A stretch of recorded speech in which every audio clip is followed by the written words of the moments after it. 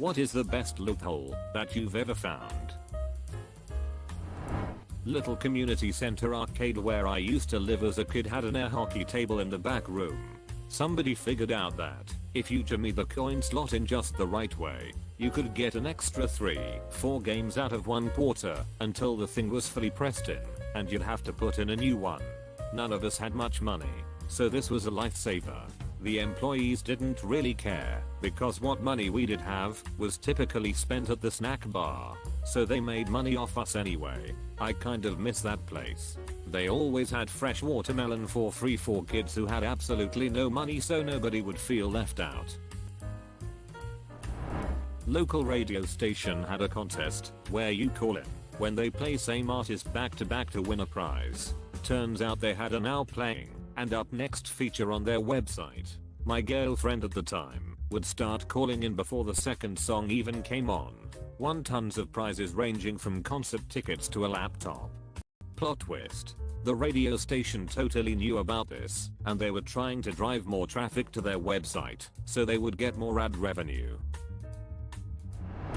My college campus had a cafe with deli and salad bar. The deli sandwiches were way overpriced, like $8 for a standard turkey sandwich, but the salad bar was very reasonable, subsidized to promote healthy eating.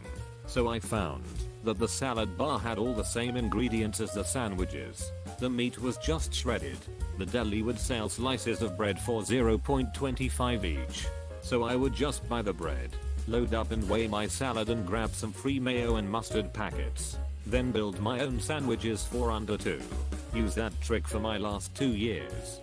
What college expects that students will buy 8 sandwiches? Back in the 90s, Dr. Pepper ran a promotion where you could win stuff from the bottle caps, including a free Dr. Pepper. You just paid for the new soda with the winning bottle cap. I learned that you could look up the bottle and barely read what was written on the inside of the cap. I bought one Dr. Pepper and continued to win maybe 30 or so more Dr. Peppers. As a teen, an unlimited supply of soda was amazing. Joke's on you. Now you have type 2 diabetes. A very old place of work decided to have a Christmas party and provide everyone with a few vouchers each for free drinks. They'd arranged with the venue that employees would hand over one tag for any drink of any size and would settle up in the days after the event. The problem was that these vouchers were simply tags that you'd put into a filing cabinet sleeve and write on with a colored sticky dot on them. They distributed the tickets half an hour before we closed for the party. Guess what was stocked in the stationery cabinet? Filing tags and sticky dots. They had no idea how the bar bill was nearly $10,000. My brother once yelled last one to jump in the pool is gay, and then jumped into the pool. However, I figured out that if I did not jump in, then technically he would be the last one in the pool, and he is still gay to this day. Not very impressive, but at my high school we had to wear a button down and a tie to class every day. One of the kids realized that they never specified what kind of button down it had to be, so he wore a Hawaiian shirt to class with a tie. Technically it met the dress code, so it stuck. Pretty soon most of the school started wearing Hawaiian shirts with ties to class. We looked like a bunch of ridiculous Jimmy Buffett Goes Mormon types, but it was worth it to spite the system. They changed the rule to ban Hawaiian shirts a week later. I still use the loophole of jumping on a shuttle bus out of Lax to a parking garage or hotel. Yes, and then calling an Uber Lyft from there to avoid the airport prices. Brings the ride home down to 10 from 40. My former workplace would tell us every Monday that we had to work overtime Saturday, then often cancel overtime at the last minute. That way they didn't have to give us the minimum 24 hours notice of mandatory overtime, and they could take as long as they wanted to decide if they needed us. They also got to play it off like they were doing us a favor by giving us our weekend back. It was a dick move, but it was certainly effective. They used to have a promotion at Wendy's, probably 6 or 7 years ago, where if you filled a survey out on your receipt you could get free burger. I guess they didn't notice that you could take the survey on the receipt of the free burger and just keep getting free ones. So we would just go after school and chain 5 free burgers after we just bought one. We did that for a few days until they finally caught on and stopped accepting it. My dad figured out a good one back in the 80s, just like they do now. Back then cable companies would give you a free weekend trial of a premium channel, HBO, Cinemax, etc. in an effort to get more people to sign up for those channels and pay more. However, our cable company's method of giving you access to the special channel was to send a signal to your cable box which unlocked the channel. To turn off the channel at the end of the free trial, another signal was sent. My dad figured out that the signal to lock it was only sent for a short period of time. So before the end of the free weekend, he would unplug the cable box and then plug it back up the next day. Since the box never got the signal, we would have a free premium channel for a while. Usually after a month or two it would get shut off, so we'd have to wait for the next free trial weekend. I didn't find this loophole, but my friend did a few years back. An online store had this promotion where whoever spent the most money over a month would get free round-trip airplane tickets to anywhere in the world. My friend, who's a ducking genius, found that one thing you could buy on the site was a gift certificate. So he bought a 25 gift certificate and kept spending it on another 25 gift certificate. So he ended up spending 25 on round-trip tickets to Australia. In 3rd grade, our teacher had to leave the room for some kind of emergency and left one of the students in charge, the teacher's pet.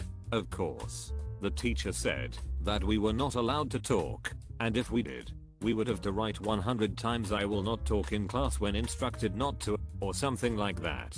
Well, my friend and I were bored, so we started writing out the punishment, and when we were finished, proceeded to talk to each other until the teacher returned.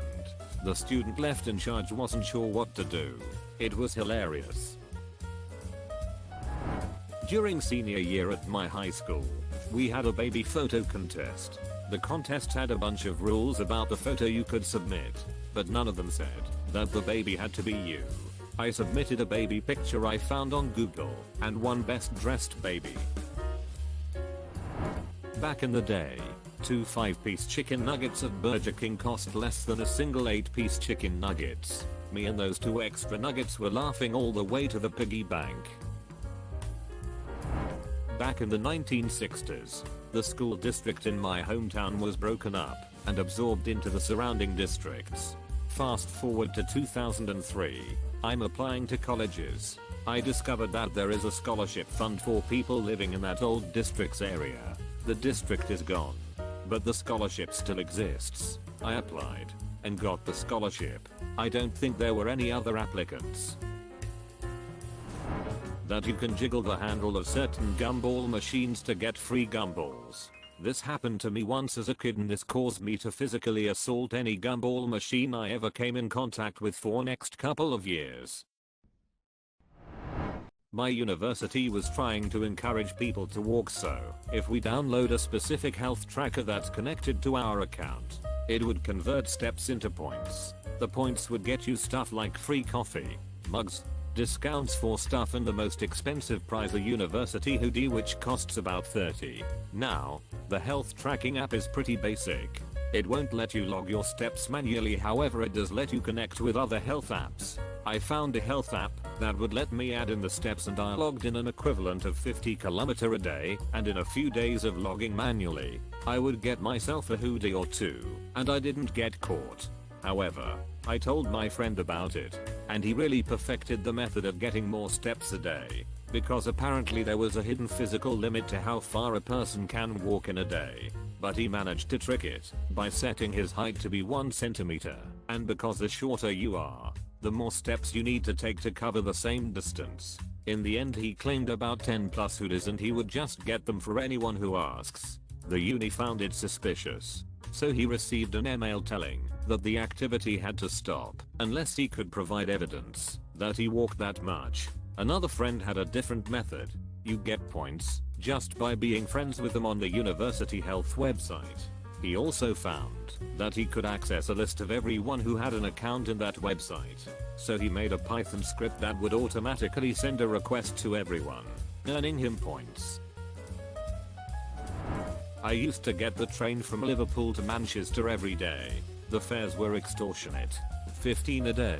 Instead, I'd get a 30-day return on Monday in Liverpool 20. Then on the way home I'd get another 30-day return in Manchester 20. As long as the return tickets never got stamped, I'd use them.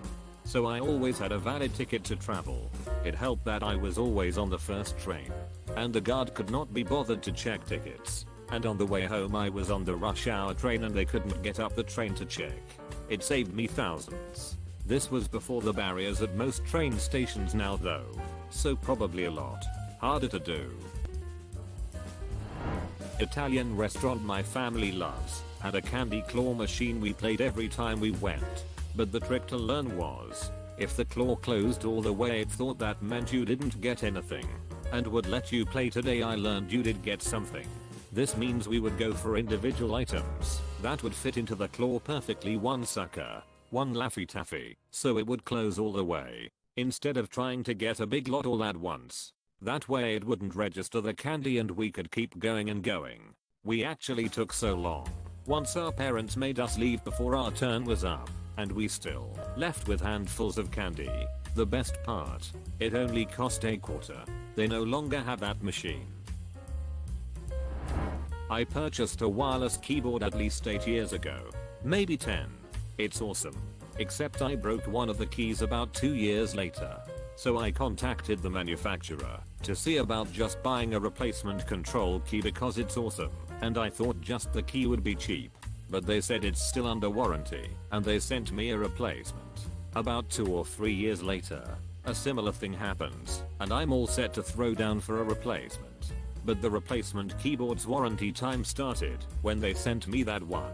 So I wound up with a replacement for my replacement. This just kept going on. I'm currently on my 3rd or 4th replacement keyboard. I've lost count. Went to a Catholic school with uniforms. We got jeans day passes to wear. They were always different colors, including white. I took one white pass, took it to a copier, copied enough to fit one page, printed one full page of passes and printed mass stacks of pages. I made a lot of money selling them out. My school had a reward system for good grades behavior called swag bucks. At the end of each quarter you could trade them in for prizes: movie posters, dollar store toys. I think the biggest prize was a Wii. They were just a heavy stock red paper with the Times New Roman font on them. My mom worked for a printing company at the time and I printed a ream of them. I made a bit of money selling them to other kids, but shortly after I hatched this genius plan the school banned them because we were playing poker with the fake money. Teacher found out when one very misbehaved student had enough bucks for a Wii and some DVDs after pulling straight D's. Took a survey course in college, which basically amounted to a course the school was planning to offer in the future, but giving the professor an opportunity to fine-tune the curriculum before officially offering it as a class. Easy enough course. Got my credit. Went home happy.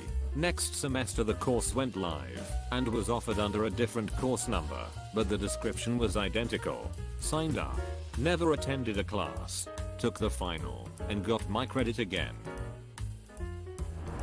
When I was in high school I applied for a summer job with the county. As part of the unbiased application process, each applicant was asked to take an intelligence test. The test consisted of about 80 questions. Each question was 4 or 5 line drawings, and you had to put an X in the box next to the one that didn't belong.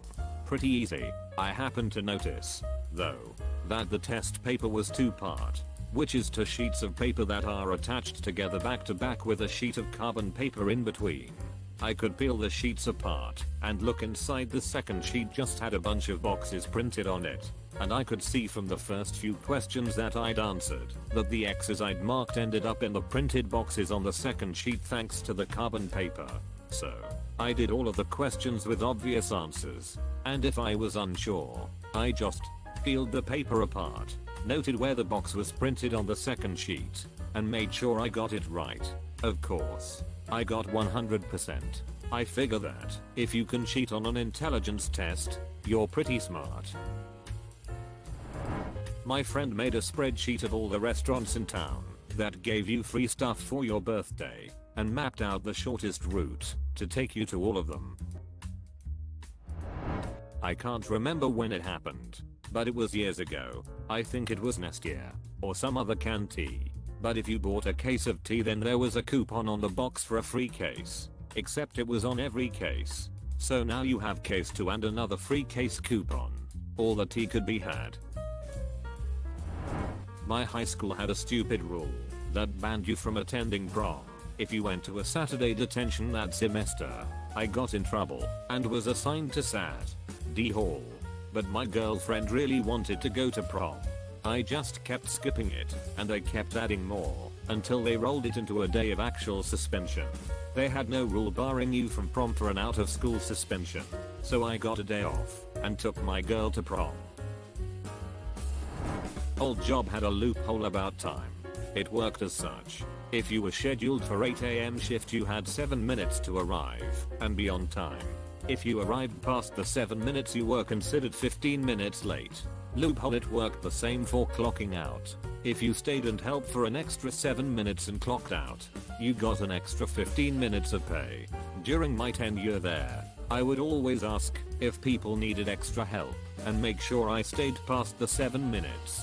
This went on for a full year. Got probably close to an extra 24 hours of pay. Consider subscribing if you enjoyed this video, and if you want to see more of Reddit Universe.